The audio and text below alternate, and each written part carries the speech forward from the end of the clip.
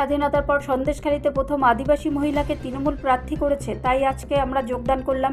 সারনা ধর্মের জন্য লড়াই করছে মুখ্যমন্ত্রী, দেশের স্বরাষ্ট্রমন্ত্রী সেই স্বীকৃতি আটকে রেখেছে। কেন্দ্রের বিরুদ্ধে প্রতিবাদ জানিয়ে আদিবাসীদের স্বীকৃতি দেওয়ার জন্য তার লড়াই সঙ্গী হতে আজ আমরা যোগদান করলাম। পাশাপাশি সন্দেশখালীর মাটিতে আদিবাসী মহিলাকে তৃণমূল প্রার্থী করেছে।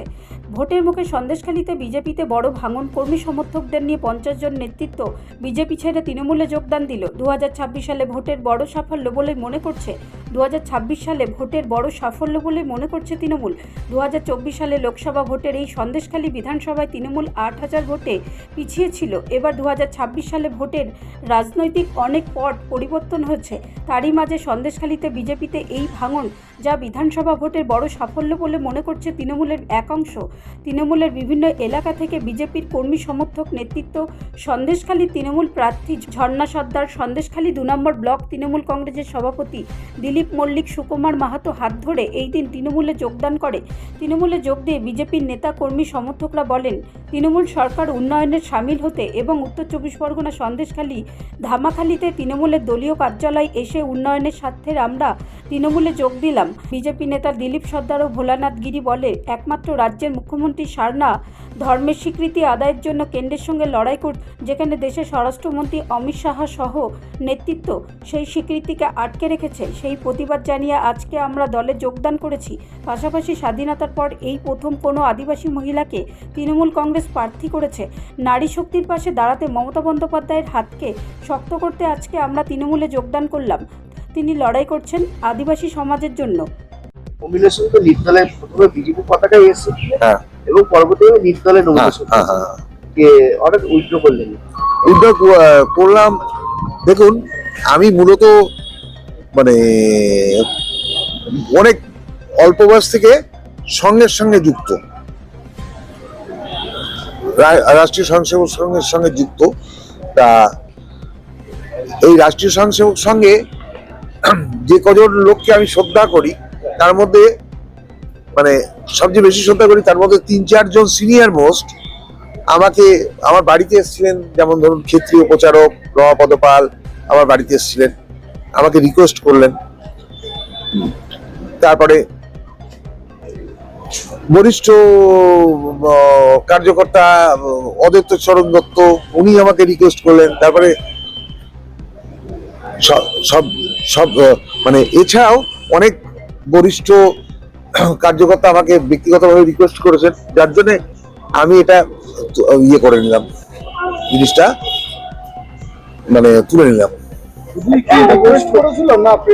না, প্রেশার না, ওনারা সন্ন্যাসী তুল্য মানুষ, ওনারা প্রেশার কাউকে দেন না, ওনারা অনুরোধই করেন। হ্যাঁ, আমি মানে ইচ্ছা করলে ডিজাইনার করতে পারতাম, কিন্তু আমি ওনাদের চরমভাবে শ্রদ্ধা করি।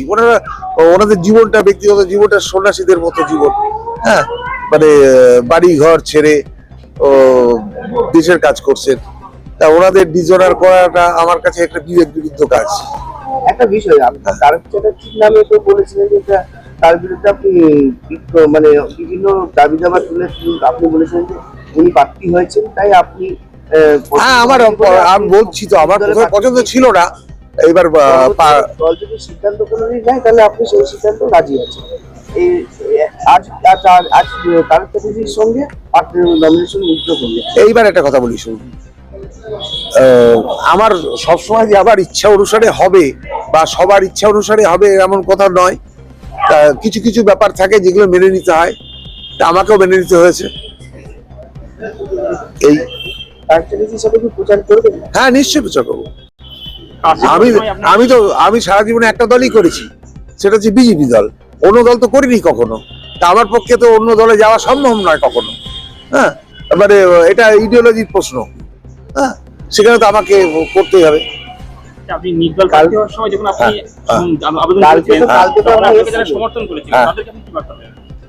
তাদের সঙ্গে আমার কথা আছে, আমার একটা প্রতিবাদের দরকার ছিল, আমি প্রতিবাদ করেছি এবং সেই প্রতিবাদে আমি যথেষ্ট সাকসেসফুল হয়েছি।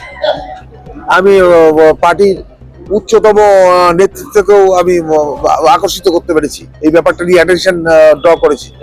আমার যেটা উদ্দেশ্য, মেন উদ্দেশ্য ছিল প্রতিবাদ করা, আর সেটা আমার সফল হয়েছে।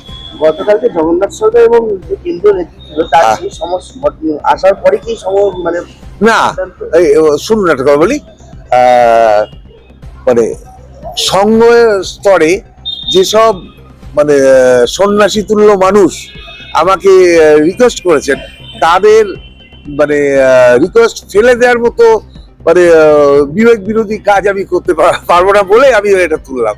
মানে মানে আপনারা কখনোই ভাববেন না যে শুধু ওই পলিটিক্যাল লিডাররা আসলো বলে আমাকে আমি তুলে নিলাম, সেটা ব্যাপার না। আমি ছোটবেলা থেকে রাষ্ট্রীয় স্বয়ংসেবক সংঘের একটা পৃষ্ঠপোষক।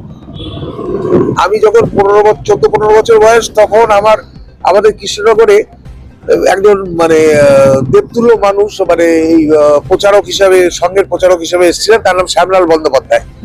উনি তৎকালীন উচ্চশিক্ষিত মানুষ ছিলেন এবং খুব ভালো বংশের ছেলে, এবং মানে খুব কষ্টের মধ্যে এখানে এই রাষ্ট্রীয় স্বয়ংসেবক সংঘের মানে মোটোটাকে প্রচার করেছিলেন। ব্যুরো রিপোর্ট, রাষ্ট্রীয় প্রসার বাংলা।